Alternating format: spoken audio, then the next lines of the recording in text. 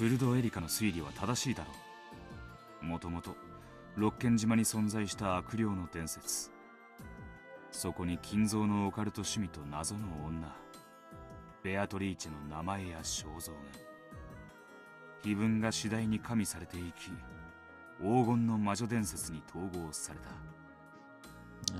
Seems like it. そして夜の闇が魔女という人格を得た。それが3人目のベアトリーチェだ。She is justice. She is the night. She is Beatrice. それが連続殺人犯のベールとなる。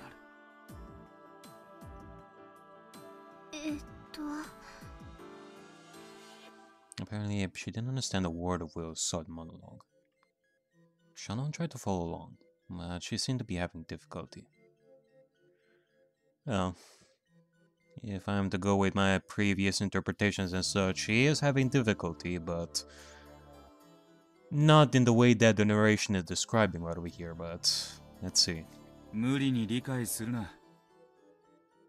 頭痛になら。申し訳ございません。カノンもリオンのことを知らないのか？はい。カノン君も私と同じでした。Shannon and Kanon, huh?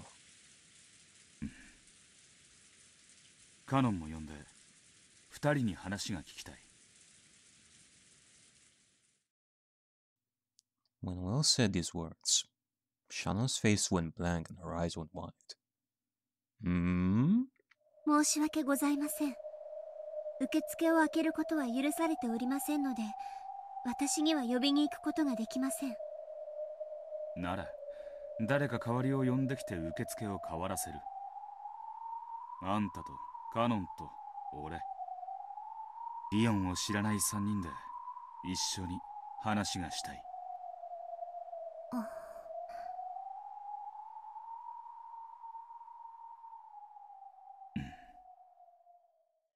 受付は一人でいいと仰せつかっております。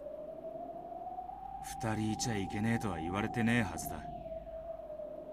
本日は人手が足りませんので、受付に2人も不要と仰せです。誰がそう命じた？金蔵か？クラウスか？それともリオンか？確認する。私の命令権者です。私は命令に逆らえません。その命令権者は誰だ？そいつに交渉する。交渉などできません。私たちの命令権者です。The one who orders you? ここへカノンを呼べ。俺は拷問も感激も綺麗だ。Slowly, Will pulled his right hand out of his pocket.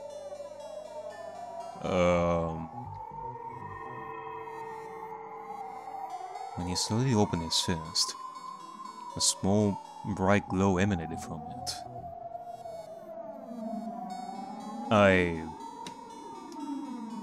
I don't know if this is something that I should have expected, given my previous theories, or this is gonna backfire in my face.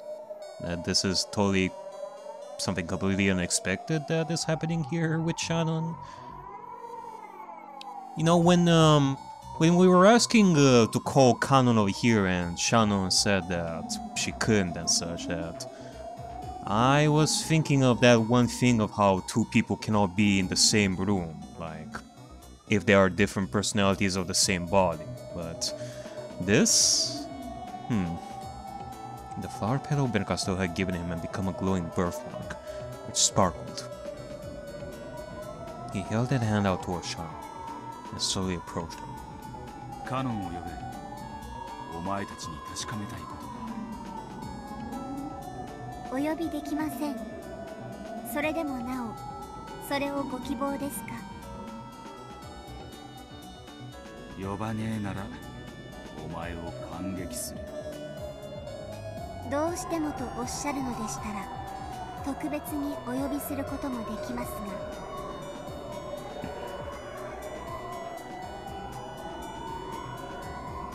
Oh. Okay.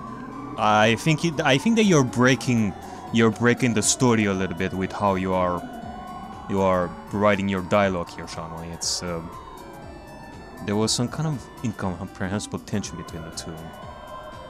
Will stood there, his left hand still in his pocket and his right palm glowing and stretched out towards her. Shano just stood there, her hands still folded politely in front of her. Her posture beautiful. And yet, it felt oddly as though raindrops were sparking and crackling midair.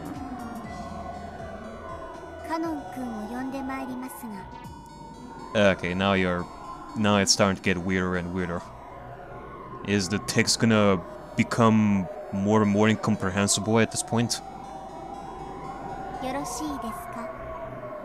More spaced out?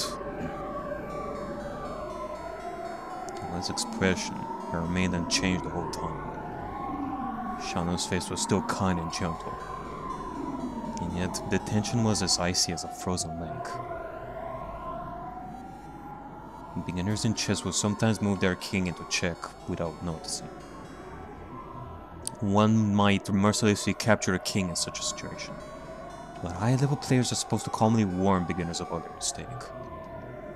If you take one more step, you'll get captured. And this was similar to that.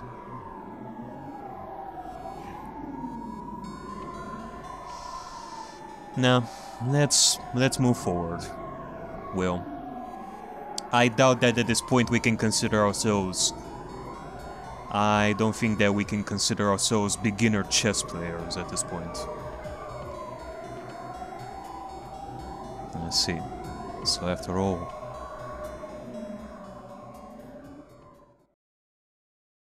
もう分かった。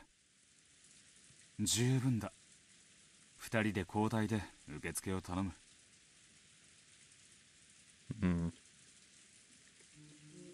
Slowly, Will lowered his hand.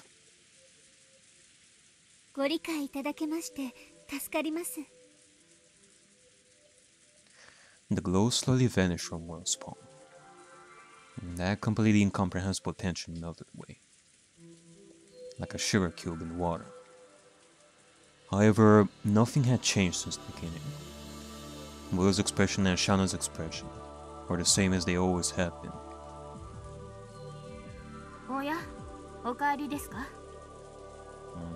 Okay. I would have pushed a little forward with that, but I guess maybe it's not the right time at this point. Maybe this is similar to a boss fight. Like what we witnessed right there was like a very high level boss that we could fight, but we will get destroyed like easily. So I guess in order to quote-unquote level ourselves, we gotta solve the mystery of the murder of Beatrice, and we have to gather clues somewhere else.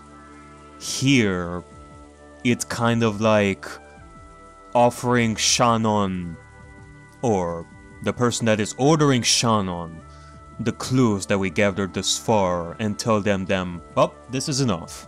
And it is up to the one who orders Shannon to decide whether we are good for a fight or to get decimated because of it. So, yeah, I guess so. I guess we shall move in a different direction in that case. Footsteps approached them. It was Leon. 立ち話をしていただけだ。こいつに聞きたかったことがあったんだな。それは何でしょう。そしてそれは得られましたか？ああ。お役に立てて光栄です。それは残念。傘をお探しのようでしたら、すぐにでもご用意させましたのに。金蔵に話はついたのか？珍しい客人が挨拶をしたがっていると伝えました。お会いするそうです。Christ. Like, I'm still thinking of, of what happened earlier. That was... To think that we've seen, like, so much stuff happening in the story... That's quite crazy. Even that was quite surreal, even to me, at this point. ベアトリーチェのことを聞きたいとは伝えたのか？それはあなたの仕事でしょ？ With a slightly mischievous look, Leon turned away. Will scratched his head and shrugged, looking annoyed. まあいいさ。こいつを試すだけの話だ。Will opened his right hand and showed it to Leon. It was just a hand, without anything remotely remarkable about it. Leon's head tilted to the side in bafflement at this strange gesture. ご苦労様です。君の名前は確か。シャノンです。そうだった。シャノンでしたね。Oh, come on. You don't even know Shano's name? She who has worked like 10 years for the family? 引き続き受付をよろしく頼みます。肩を冷やさないように。ありがとうございます、リオン様。Because maybe I can suspend my disbelief for Kanon, but Shannon? Shannon bowed deeply in response to Leon's kind words. There was not even a trace of tension in her manner. 参りましょう、ビル。せっかく時間をいただけたのです。当主様の機嫌は秋の空より変わりやすいですよ。Oh boy, we're gonna be talking to Kinzo! いってらっしゃいませ。行くか。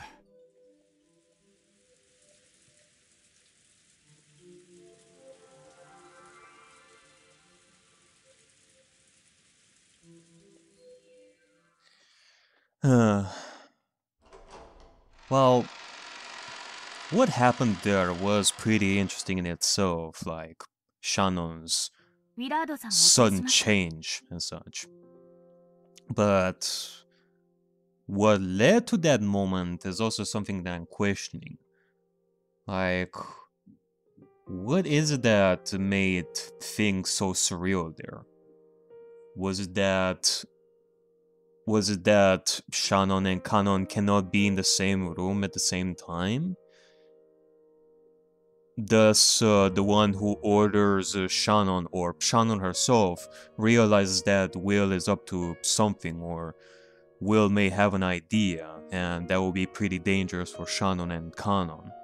That, or Will has a completely different theory that he has built up until this point after reading like the other fragments, and that would still lead to Shannon acting that way. Like, what could it be? Is it the idea of Shannon and Kanon being the one and the same that Shannon, or the person who is ordering Shannon, is afraid of? Or is it something else?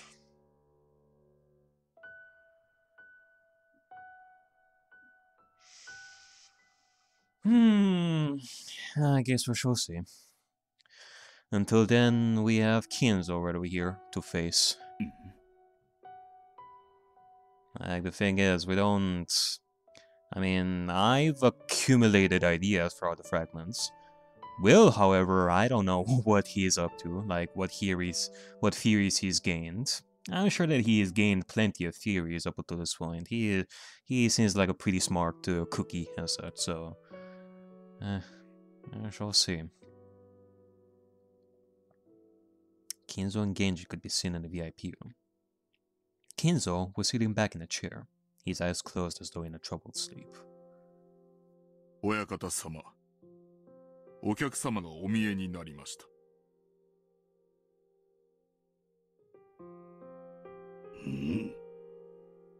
Yo, what up, Kinzo? Has been a while. Kinzo slowly opened his eyes. Those eyes were red from crying. They regained their focus and slowly fell with Will. 私が後宮金蔵である。ウィル、ウィラードだ。お悔やみ申し上げる。ベアトリーチェの葬儀に訪ねてくるとは、そなたは何者なのか。誰でもない。誰とも関係ない。深く考えるな。頭痛になら。もう少し言葉遣いにご注意をお願いいたします。おかしな客人だ。それでこの私に何用か。 Okay, well, so far Kinzo is being reasonable. Just with these few words that he is asking here. ベアトリーチェのことを聞きたい。何？ Oh, okay. I scratch that. I think that we've I think that we've crossed the line like real fast there. Be careful, Will. Kinzo's gaze grew sharp. Leon felt a bit lightheaded and wondered why this guy had to be so direct. He is quite a direct person, that's for sure. We've seen it plenty of times up until this point. He just likes to get straight to the point. I like that. I actually like that. You know, we've been dealing with so much poetic waxing and, you know, people that are so into riddles and such to make us think, which is a good thing, but, you know, from time to time we do need someone like Will who is just straight to the point, like asking the good questions and thinking of stuff. 聞いてどうする？ Although at the same time, he is not Battler, like, you know, early Battler where he asks what the fuck is going on and such, and asking like questions and being tired of all the poetic waxing and riddles and such. Will over here, he's also thinking as well, which is good. お前は誰でもないのであろうが、ベアトリーチェのことを知ってどうするという、何の意味があるというのか。俺が誰でもないからこそ、お前の物語を公正に聞き残すことができる。お前はじきにこの世を去るだろう。その時ベアトリーチェのことを何も語らずに死んだなら、お前の子供たちは彼らが好き勝手に考えた物語でベアトリーチェを就職し記録に残すだろう。面白い若造だ。お前は遺言屋を気取ろうというわけか。だがそれは余計なお世話というものよ。ベアトリーチェは私だけのベアトリーチェだ。誰が何を語ろうとも、私とあれの物語は誰にも怪我せん。何の意味も持たん。Well, it is a pretty understandable mentality there. クラウスたちがどう曲解しようとも痛くも痒くもないわ。ウィラード様、親方様は遺言を好まれます。生きているうちより何事かを投げ出すお方ではございません。だろうな。らしからぬこととは思っていた。Yeah, so far he doesn't seem to like you, like at all. 誠意ある限りあがいてこそ人間であろうが、それを早々に諦め遺言に残そうという浅ましさなど少子千万。確かにその方がお前らしい。死ぬかもしれないから過去語りを記せと言い出すのは確かにお前の柄じゃねえ。当主様がベアトリーチェ様のことを深く深く愛しておられたことは存じ上げております。私たちにとって当主様は最大の尊敬の対象であるとともに生きるすべての模範です。Sorry. Again, like I love these kinds of jokes whenever it happens. どうか迷える私たちのために、いかにしておじい様が彼女を愛し抜いたか、愛ゆえに生き抜いたか、その愛の強さを私たちにお導きくださるようお願いすることはできないでしょうか。なかなか達者だ。あなたが言葉を選ばないからです。若ず、お前はベアトリーチェの何を知っているというのか。真に無知なる者は関心さえ持たぬ。ベアトリーチェの名を知っている時点で無知なる者ではなく縁なき者でもない。Yeah, basically. I bet you like $1 quadrillion that not that many people know about Beatrice outside this island. 道理だな。 Well, I mean, okay. It can be that the family, like the siblings, like during the years would spend time with their colleagues or friends or other families and talk about Beatrice and such, so the name of Beatrice would definitely spread. Even more so after 1986, that's for sure. 俺が知っているベアトリーチェは、お前がかつて六軒島に屋敷を設ける以前に出会った最愛の女だ。しかし、おそらくは死別して娘を残した。それがクアドリアンで育てられていた娘だ。ほう。Yeah, he does know quite a few things, Kinzo. Maybe you should listen to him a little bit. ウィラード様、当六軒島にはクアドリアンなる建物は存在いたしません。そのクアドリアンという名前、さっきローザおばさんと話した時にも口にしていました。それは一体何なんですか？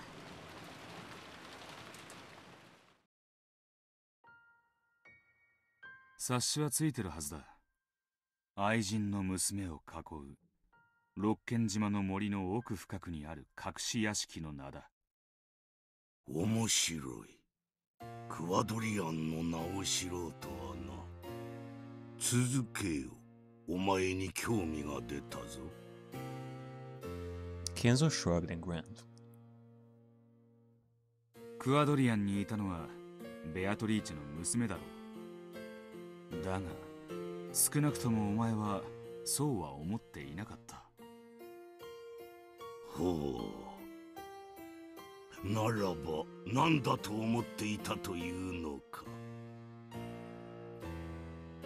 後宮ローザはクアドリアンにて多少の身の上話を交わしている。その中でベアトリーチェはお前のことを指して金蔵と呼んでいる。Oh my god. Okay. I just had a thought right now. Okay, so before I was thinking, okay, Kuadori Beatrice definitely must have been the first one. Like the first Beatrice that we would know. The one who has given Kinzo the gold, and she got trapped in the Kuadorian mansion. And then, you know, Kinzo did stuff with Kuadori and Beatrice in non-consensual ways and gave birth to Shano. But if we are talking about 3 generations of Beatrices instead of 2, and we're still thinking about the non-consensual stuff then, and how Kuadori and Beatrice considered Kinzo her father and such.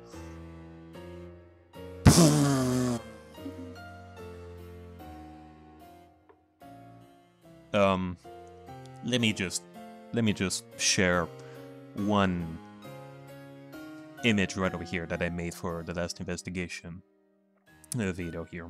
Let me see. Yep.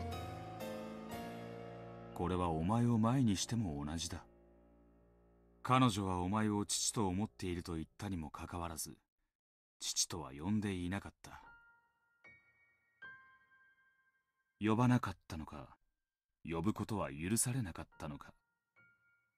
それが意味することは一つしかない。それは何だというのか。Lover? 生まれ変わりだ。お前は娘を忘れがたみだとは思わなかった。死んだベアトリーチが新しい体で蘇ったと信じたんだ。源氏、あんたはかつて夏日たちの前で金蔵とベアトリーチェに子供はいなかったと証言したことがあるな。記憶にございませんが。Of course, this game's Genji probably wouldn't remember that. Yeah, stuff like that can be quite something when it comes to timelines, or rather, games in this case. However, near the end of the first game, when the survivors all gathered in Kinzo's study, Genji was asked whether Kinzo and Beatrice ever had a child together, and he denied it, saying, "I have not heard of anything like that." 聞いたことがないか。ある意味で金蔵の腹心らしい模範的な返答と言える。何しろ金蔵にとってその娘は生まれ変わりであって娘ではないんだからな。 Yeah. Which, I guess if we were to go with that tint of colors or something like that, what Genji said was true, even though it technically is false because we're still talking about a person that was being born here, so. ウィル、何の話か分かりませんが、当主様への冒涜は許しません。I mean, is it slander if it's the possible truth? 冒涜じゃねえ。推理だ。だが心は理解する。ベアトリーチェはお前にとって最愛の女だった。死んでも色あせることなく永遠に。だが美しい金髪に青い瞳を持ち、その面影を幼くして持ち合わせていたその娘に、お前は次第に生まれ変わりではないかと信じるようになったとしても、それはおかしいことじゃねえ。親方様、よろしいのですか。 Should I throw this insolent man out? Genji asked Kinzo. For a while, Kinzo hung his head in silence, as though remembering something from his own past. 娘は美しく育ち生き写しになった。お前は狂気したろうな。だがそれでお前が全て満たされていたかは怪しい。なぜならお前にとってベアトリーチェは生まれ変わりであっても、当の本人にとってはそうではなかったからだ。なぜそのようなことがわかるのか。本人は自分がベアトリーチェと呼ばれることに違和感を拭えずにいた。人は生まれながらに与えられた自分の名前に違和感を覚えることはない。だが彼女は覚えた。それはベアトリーチェという名が自分のものではないことを彼女が自覚していたに他ならない。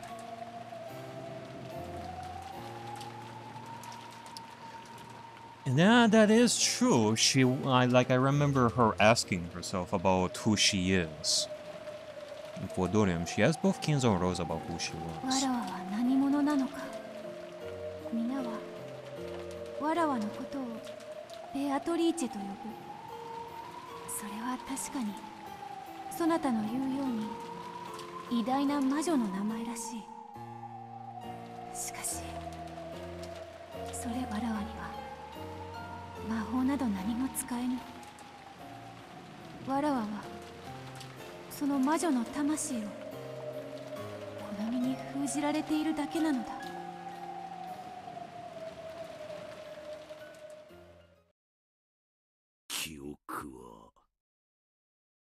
いずれ戻ったのだ。あれは紛れもなくベアトリーチェの生まれ変わり。記憶は戻りつつあった。我が魔術の儀式によってわずかずつではあるが記憶を取り戻しつつあった。当主様。驚くことじゃねえ。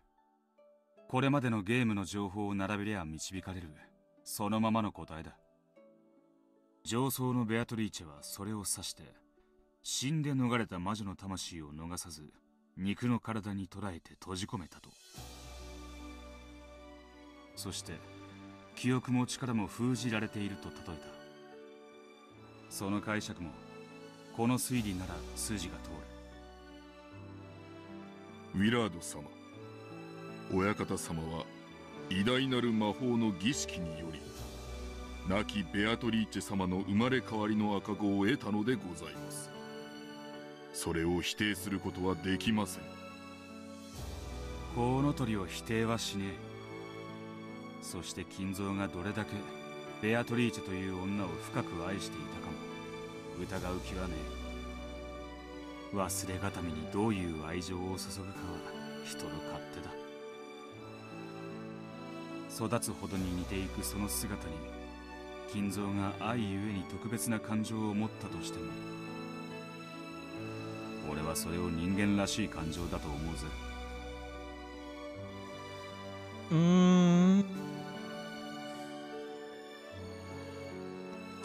前に我が愛が理解できるというのか。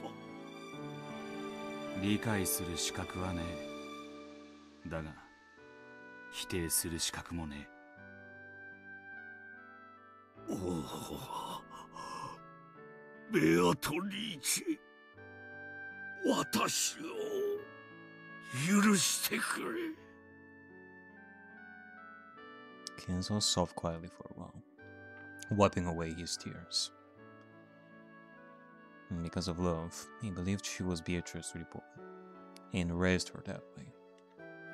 However, somewhere in his heart, he might have felt pangs of conscience, telling him that he might be forcing his emotions on someone who wasn't really Beatrice. Then, the Beatrice of Quadorian had an unexpected guest, Rosa.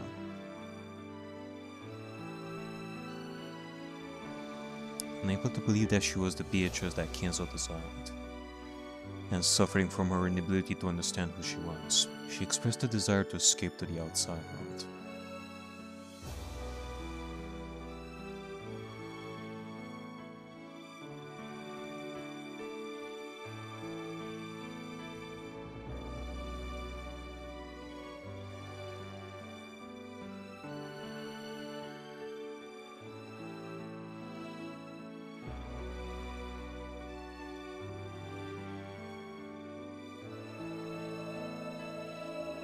Then she fell from the cliff and died. 源氏は表に出せぬその死を内々で処理した。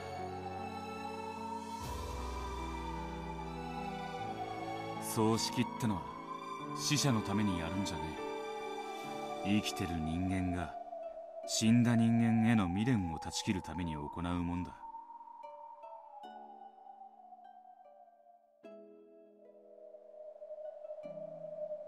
それができなかった。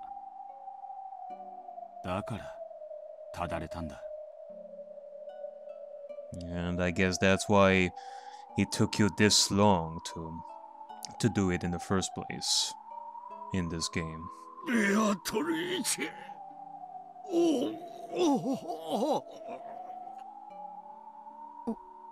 おじい様。あんたは愛人の娘を、いやベアトリーチェを2度失った。その悲しみを表に出すことができず胸の奥に押し込み、それがやがてただれて狂気に変わった。それが晩年まで異常なまでのオカルト趣味に駆り立て、ベアトリーチェ、ベアトリーチェ、なぜに二度までも私の前から去るのか。お前の微笑みを、その美しい髪を、瞳を、私は二度も抱きしめながら、なぜに二度も死すのか。それほどまでに私を。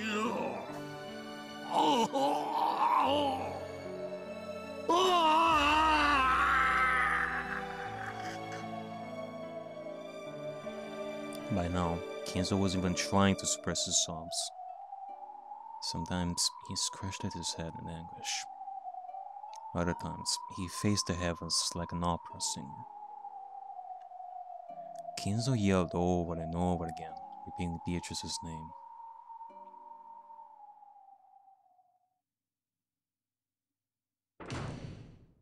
At that moment, there was a quiet sound of a door closing. When they turned around, she was already there. Kumasawa! Kumasawa had appeared. そこまでをご存知でしたら、もうすべてをお話ししてもよろしいのではありませんか? Oh? Were you spying on us? Were you listening to us from the shadows, as you usually do? そこまでを知るなら、これ以上何も語ることなどないとも思うが。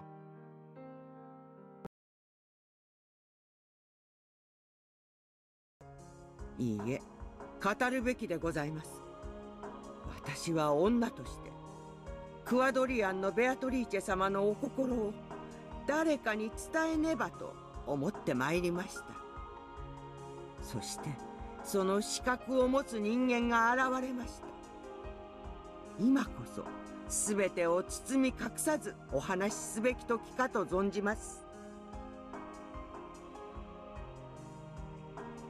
熊沢さんは知っているのですか？ベアトリーチェのことを。知ってるだろう。第4のゲームの時、連絡船の船長は熊沢がクワドリアンに出入りしていたことを証言している。おそらく熊沢は屋敷とクワドリアンの双方で異なる勤務シフトを持っていたに違いない。Yeah. Which, as I explained like a long time ago, that might be the reason why, like, it was thought that Kumasawa quit like very often, because she had to work at Kuwadorian for extended periods of time, more than likely. So that meant that if she didn't quit or she didn't have her breaks and such, then Natsuhi and Kraus and the rest of the family definitely would have questioned Kumasawa's disappearances. So, yeah. 若い娘の世話だ。育児経験の豊富な熊沢はさぞ重宝されただろう。さようでございます。乳母であったとおっしゃっていただいてもよろしいかと思います。そんな、信じられない。本当にウィルさんの話は本当なんですか？はい、事実でございます。ベアトリーチェ様のために島の反対側に建てられた秘密の屋敷。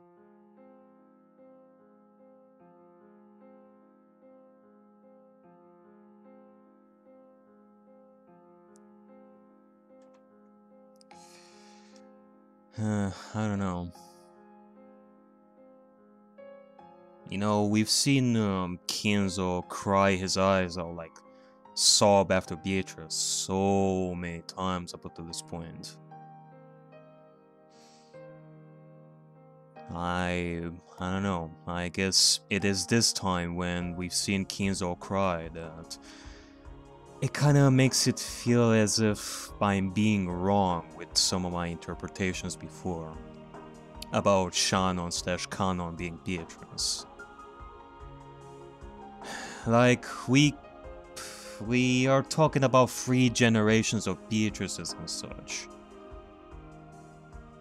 Like, you know, if Kinzo did the, you know, the non-consensual thing with Kuwadori and Beatrice as well, and thus gave birth to Shannon as the 3rd Beatrice, like, you know, reincarnate yet again, just similar fashion to Kuwadorian, then I don't know, can you even say that Kinzo would miss Beatrice at that point? You definitely wouldn't see Kinzo miss Beatrice like that much if Kinzo gave birth to yet another Beatrice. That's, who knows, maybe we're talking about how Shannon doesn't even look like Beatrice, like Kuwadori and Beatrice or the 1st Beatrice. Thus, it makes Kinzo think, oh, this isn't Beatrice, where's my Beatrice? Oh, I miss Beatrice so much. So, the criteria for Kuwadori and Beatrice was not met for Shannon. So, that would be the reason why Kinzo would cry his eyes out for Beatrice.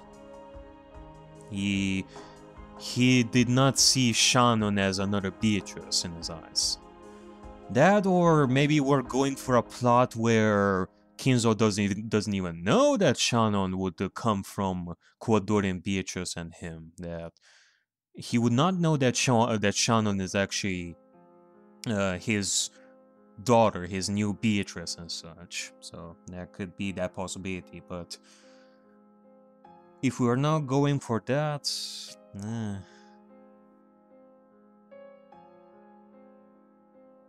クワドリアンの存在は真実でございます。金蔵が正妻といつ結婚したかは知らねえが、当時すでに莫大な財産を持ち、六軒島を丸ごと買い取った金蔵は交わらぬ2つの屋敷を建てて、そこに2つの生活を両立させたんだ。Kinzo's children had also been aware of Kinzo's clandestine eccentricities at the time. It probably hadn't been easy to set up 2 lives. Moreover, Kinzo's wife had been suspicious and had sniffed around all the time.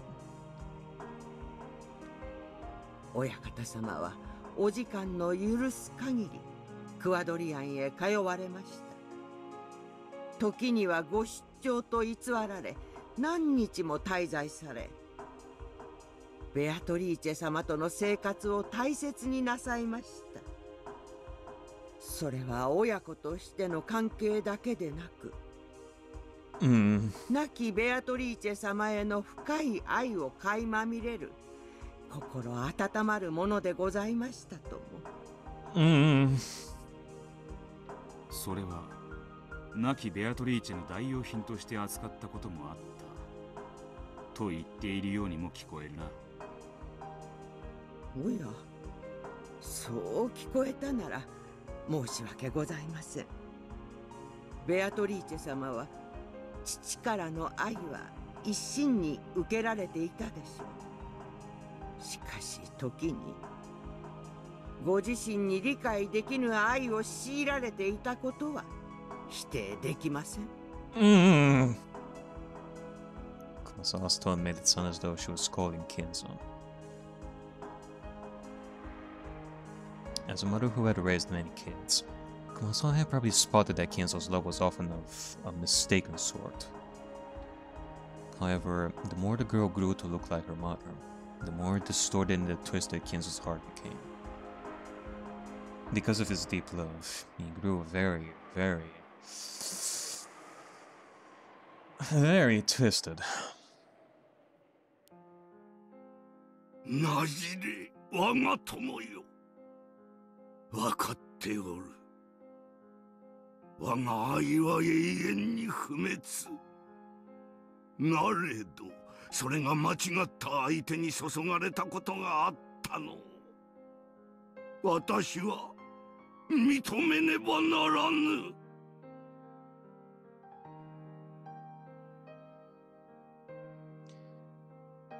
I have seen it plenty of times in this game as how twisted Kenzo is. His heart and his mind and such. Oh boy, you really must have loved the first Beatrice like so much for it to turn out like this. Both for Kuwadori and Beatrice and the third Beatrice. おじい様、そんな、まさか。リオン様、世の中のすべての人間には必ず何かの縁がございます。身に覚えがなくとも必ず何かの縁がございます。その縁が人に絡みつき引き寄せるのでございます。そんな、おじい様。 Just as Kenzo had done, Leon also wiped away tears and stared down at the floor. Apparently, the truth had been too much of a shock for the young successor to handle.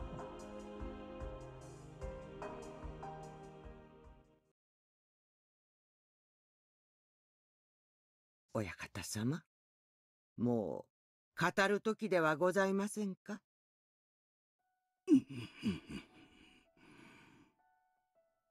そうか。その時が来たか。我が友よ。あんたが語らなきゃ何も真実は明らかにならない。親方様、もはや知る権利と資格があるかと思います。Alright then, well, let's hear it. Let's see what we can learn from what we're about to hear. Let's see what we're gonna learn from what we're about to hear from Kenzo.